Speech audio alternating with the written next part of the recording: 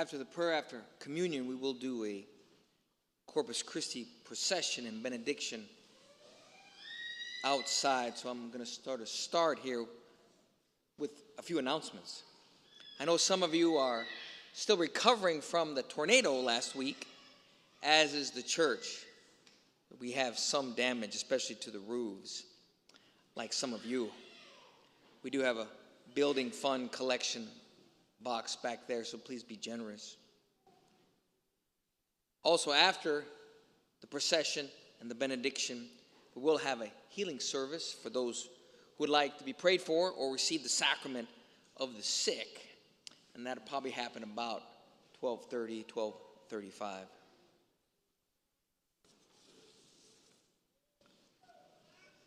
We are told, even from this pulpit very often, that there's a phrase in the Bible that's said 365 times, one for every day, be not afraid, or don't be afraid. And it's in there so many times because it is important. It is important because the opposite of love is fear.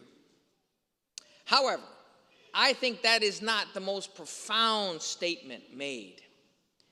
For me, the most powerful four words ever said by anybody were the ones said today when Jesus says to his disciples, "This is my body.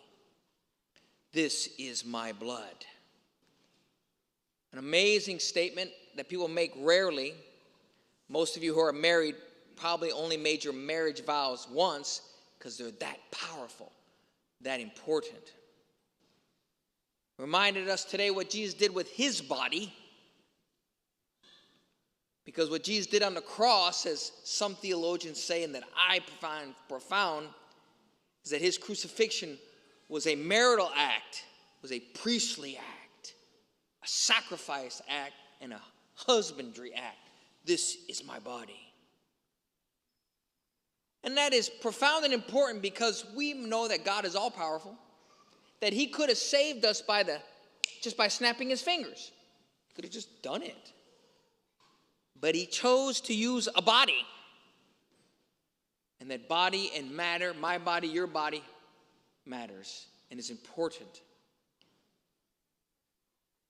I've been thinking about this a lot lately because I have a nephew where I'll go visit his family here tonight. I have a nephew that just graduated college and he's about to enter the military. But he's been going through our ROTC most of his young life, high school, and especially all 4 years of college he was in ROTC. And so he's going in as an officer and he'll be commissioned and all of that. But I asked him one time at a dinner table, you going to go in the military? Do you want to learn how to trade, be a mechanic, work with computers or logistics or something? He goes, no, I want to fight. I want to fight. He's going to be jumping out of airplanes or helicopters. And I remember thinking, in technology, can't we just zoom that in? Can't he just do that? Everybody else is working from home. Why do they need his body? Well, for certain things, like our military, we need bodies.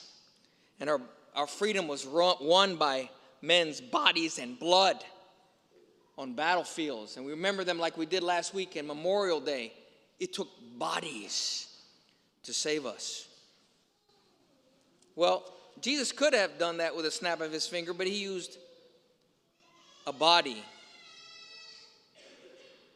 And I think about this also. Every time I walk up from my house to the church, and I look over at that columbarium, and on top of that columbarium is our Blessed Mother, the Pietà, holding her son. One of the few times that a woman could say, "This is my body," as she holds her dead son, talking to us. This is my body that you did this to. But also, the Jewish people knew when it came to covenants that bodies were important. Blood, sweat, tears. Even Jesus used his own spit to cure people. But even in the book of Exodus this morning, we see a covenant made between the people of Israel and the altar, there was, from Moses grabbing a bunch of blood from a goat, splashing it on the altar, and then splashing it on the people. Now, if we ever did that, splash blood on you, you'd be like, ooh, that's gross. That's blood. But they knew that blood meant two things. It meant kinship. We are blood. But also, blood is a life force inside the body. Also, blood meant death. There was a sacrifice that had to happen. Sacrifices are important because it says, this is my body. I sacrifice this for you.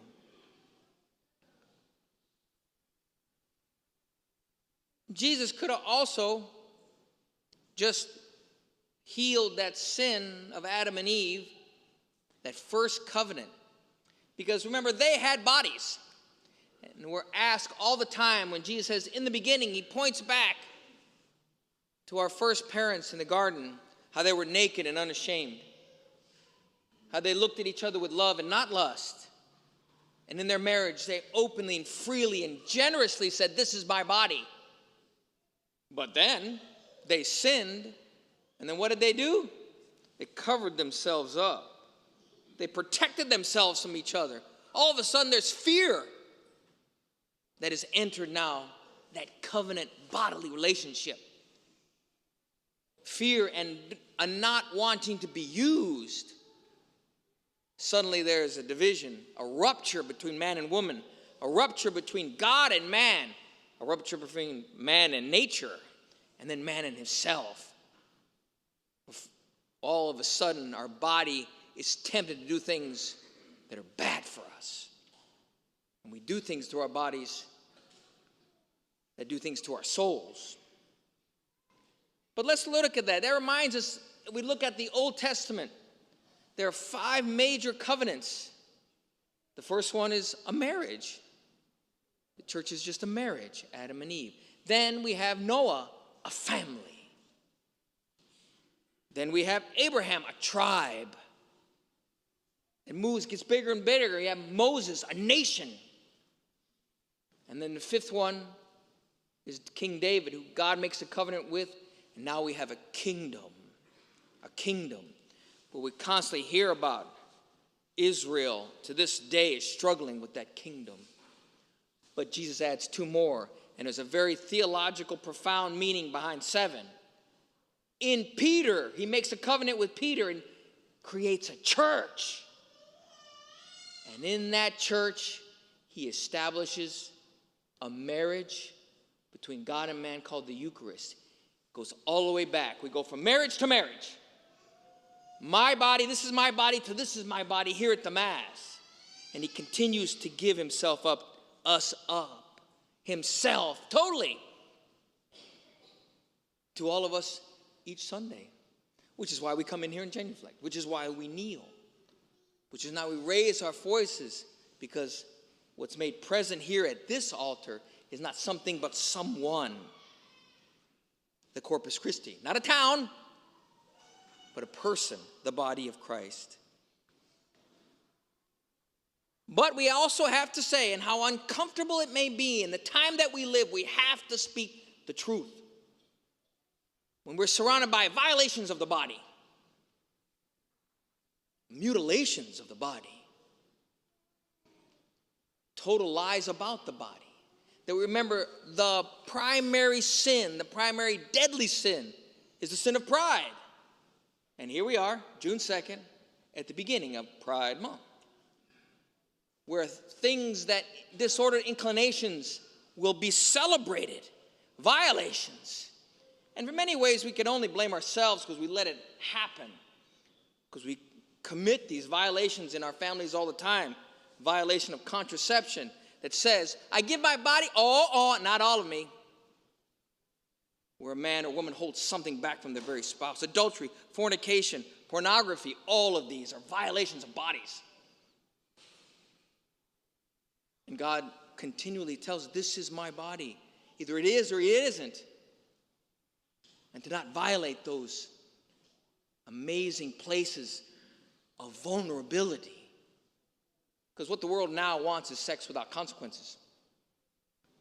And I'm always reminded of what happens right here before the altar. Maybe not when all of you are here. When a man looks at his new bride and says, I take you to be my wife. In good times and bad, in sickness and in health. What does that mean? It means I give you my body. I belong to you now, my whole self. She says the same thing back to him. This is my blood. I would die for you. Those are amazing moments where we all sit around and we celebrate because something profound has happened. They're talking like Jesus. This is my body. But I would have to say, some of my best stories are marriage stories. Yes, I've seen one time in another town, we've been part of a church where at the last minute the bride said, nope, can't do this, and she walked out the side door. I was serving as a seminarian once, helping the priest, and we came to the part, and there's a couple living together, probably contracepting, been living together for a while. The priest said, repeat after me, Mike. I, Mike, take you, Jan, to be my wife. And he froze. The priest said, Mike, this is for you, man. Come on. I say it. And he had a hard time making his lips do that. Because he knows he was entering into a covenantal, sacramental, vowed relationship, making a vow. No longer to use her, but to give himself to her. Those are powerful statements to make. But that's why we're here. When Jesus says again to us in a few minutes, this is my body. But there'll be violations of that body. We're surrounded by it. Especially our young people. And I know this happens. I've seen it. I've heard it. Young ladies especially taking puberty blockers and cross-sex hormones and then having parts of their bodies sliced off in the name of gender-affirming care. What a violation of the body. What an abuse. And it has to be us men that stand and say, no, that's not okay. And we're sorry that we have failed you, that you don't feel safe anymore, that you have to mutilate your own body, the most beautiful bodies. But with that in mind, we have to, us priests, deacons, catechists, have to do a better job of being able to give people the basics of the Catholic faith, which involves bodies. Like the military. We need bodies. So, I'd like to make a pitch. On Wednesday nights, all of June and July, you can throw that up there. We're having a class. I was going to call it Catholicism 101. Thank you. But we used to call this the sacraments class. We're just calling it an adult sacraments class. We invite you to come. It's on Wednesdays in June and July in the RE building at 6:30. Who is it for? Now, if you're an expert on the Catholic faith, you don't need to come, okay? But you may be, are you blank Catholic but never been confirmed? We find out all the time there are Catholics in the pews who, for whatever reason, never got confirmed. Come to us. Bring your body, and we'll help you get that done. You're not Catholic, but you know someone who is. There are people in here that are not Catholic, but are dating someone who is. Come learn about that. Come learn about it. Bring your boyfriend, girlfriend. Those are the best parts of RCIA when we're talking to the candidates and the lifelong Catholic says, I didn't know that. If you just want a general introduction to the Catholicism, maybe you need a refresher on some Catholic basics. Or you're in here and you want to become Catholic. Or some of you are in here married to non-Catholics. Some of you have been married to non-Catholics for decades. Come investigate. Give it a chance. And maybe you attend Mass for whatever reason. You attend Mass and you can't receive communion. We would like to remedy that. So we have to make that available. There'll be some places in the back you can sign up. It'll be on your bulletin. But it does start with looking back at yourself and remind ourselves just how sacred your bodies are. A long time ago, like eons ago, the mid-90s, I saw a movie called Indecent Proposal. Don't see it. It's not worth it. But if you remember and saw it, it's with Demi Moore and Woody Harrelson. And they're a young couple that are struggling with money. And she works for a millionaire, Robert Redford. And they need money to pay the rent, to buy groceries, to pay the bills, their loans. And he hears about it. You know, Demi Moore is very pretty.